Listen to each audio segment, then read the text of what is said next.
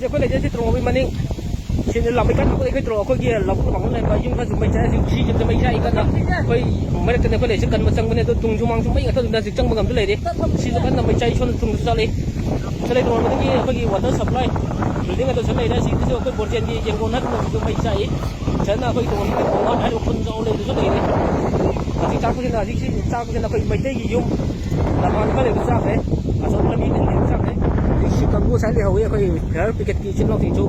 ต้องเชื่อที่ลาก็สักที่ลาก็ไม่กันน้องคนเอาเว้ยอะดูบ่กูกินตอนนี้เช้ามาเขาจะจังกันไม่ท่ากันตอนนี้นะเราไม่ท่าแล้วก็